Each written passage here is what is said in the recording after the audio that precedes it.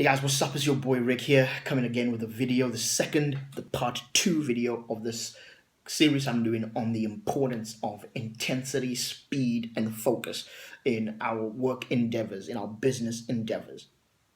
You know, it's imperative. It's really important that we make the most of life's opportunities. And one of the keys is intensity, speed, and focus. 2 days ago, I did a video on intensity. I was supposed to do the one on speed yesterday, but unfortunately, I think I worked it with too much intensity and too much speed because Facebook banned me. So yesterday I couldn't do anything. But we're back, and we did something today. So, you know, the truth is that life gives us the same amount of opportunities. And why is it, though, that some people make the most of it and others don't? Why is it that between the rich and the poor, one group ends up at the top of the hierarchy and yet another group ends up at the bottom serving them? This is the importance. This, I think, one of the things I think is really important in explaining this is intensity, speed, and focus. So, make sure you like the page. Make sure you like this page. You make sure you enjoy it. You can go back and watch the last one I did in the comment section. I'm going to put a link to the intensity video that I did and article. And tomorrow we're going to do speed. We're going to do focus. But today we're talking about speed. Speed is the ability to make a decision in 5 seconds. To make a decision quickly. Speed is the ability to be decisive and then act on something. Just getting on with the work. In the words of the great prophet Nike, just do it. That is what speed is. Speed separates a writer and a typist who can type 100 words in an hour to someone who can do 1,000. Speed addresses someone who gets an email at 9 a.m. and then stops their work. They finally can act on that email at 10, and in that hour in between, nothing has been done. Just distractions. That is a lack of speed, and a lack of speed is going to be very, very fatal, as you will see as you go on with this video. Make sure you're watching this. Make sure you're liking the page, because these things are imperative, my friends. These things are important. A life lived in speed. Why should you live your life in speed? A life lived in speed avoids a lot of pain, a lot of distractions, and a lot of disappointment. And trust me, I know, because I am someone who, this series is really important to me, because in the past I have acted lackadaisically. In the past I've had these amazing ideas, but I've always wondered why my results have been lackluster, have not been good. And it was a lack of speed in how I do my thing. So while I've learned this, I'm showing you guys, but it's something that I'm learning myself. It's ask someone who is self-employed about speed, and ask someone who runs a dynamic department within a large company about speed. They will tell you how important speed is. If you're self-employed, not having speed in your actions will be the difference between how much value you deliver, and because of that, consequently, how much money you're paid. Because when you're self-employed, you're only paid for the value you deliver.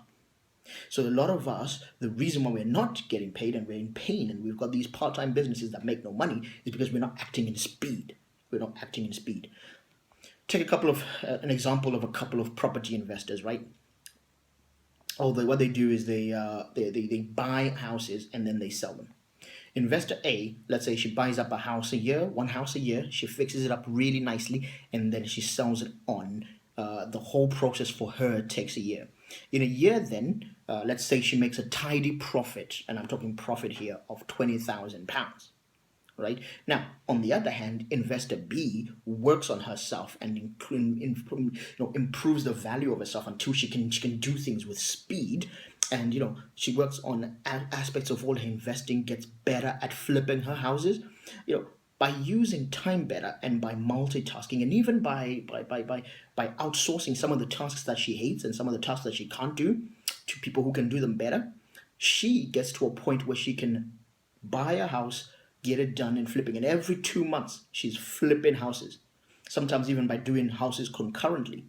So every 2 months, She flips a house, and even if, let's say, that the profit she makes is the same per house as investor A, she makes £120,000 compared to investor A's 20,000 in a year.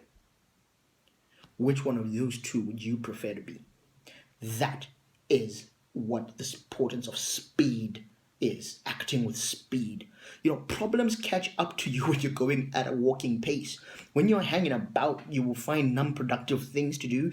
People look at you and they say, oh, this person is not busy, and they come and they just give you all the stuff that, the crap that they're not done. Cash runs out at the end of the year, financial year gets to you and you haven't done anything. Tax season catches up with you. That's what happens when you're not acting with speed. When you act with speed, whenever you catch a problem, you catch hell, you run through it like that. It's far less painful. Imagine, stripping off a piece of plaster. Let's say you're hurt and you got a plaster on here. Stripping off quickly is the best way. Trying to take ages and ages and ages is only going to be painful. It only gives you pain. How does this apply to a country? Let's look at countries, for example. I like the American presidential system that, a guy gets 4 years, a woman gets 4 years to get what she needs done. That means that the speed is built into the process. Day one, this person has to be going because there's things to do. Whereas, compared to my nation of origin, Zimbabwe, where there's a guy there who's been in charge for 37 years with no sense of urgency whatsoever. This person is just killing the country, and everybody else is just like, yeah, come on, let's just go. It even brings me to the point, like in Africa, there's a saying, oh, there's no hurry in Africa. That is one of the reasons why we're going back and backward and regressing in life. Because, imagine if 100 million workforce, let's say there's 100 million people in Africa, and each of those people lose 1 hour. And I'm even giving better estimates here. They lose 1 hour per year in productive time. Let's say they lose 10 hours per year in productive time because they're late to meetings, because they're overrunning things and all this. The way that we just do things in Africa. What happens? What's the cost of that? 10 hours. That means that's 1 billion hours worth of time that has been lost. And even if that time was being done at $1 per hour in a rate, that means the continent has lost $1 billion in value, right? That our businesses could have created because of those people. All those people and managers were late, and employees were late. No, let's bring this back to you. That was an example of a country because I'm trying to show you the importance of speed here. Back to you. You must have abandoned some of the romanticism that's there in order for you to act with speed. Nothing is ever clear cut and certain. Everybody's just waiting. Oh, I'm trying to wait until the perfect time. I'm trying to wait until all my ducks are in a row. That's never going to happen. You're working and waiting until all the lights are green for you to go forward, for you to go driving. No, you don't start your journey when all the lights are green. You start and then you go. And at least if you're wrong, then you can stop, readjust, and then do something else in the time. Imagine if you spent a year trying to get your project all nice and ready, and then after that, what happens? You're still wrong. You've now wasted a year.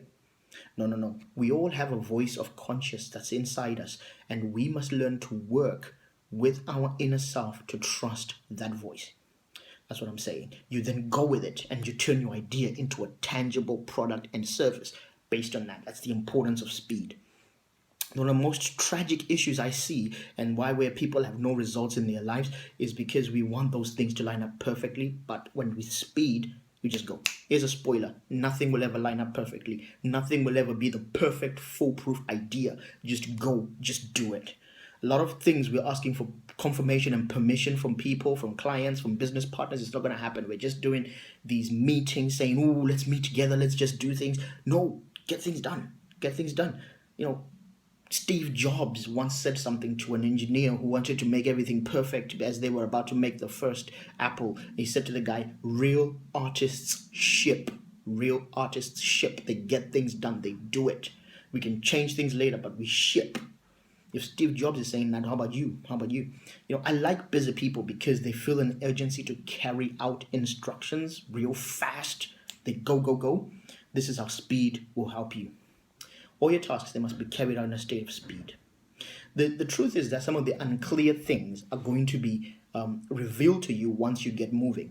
once you get moving, right? Do you know that Bill Gates, and I always like giving Bill Gates examples. If you looked at my video, the last one, there was a Bill Gates example.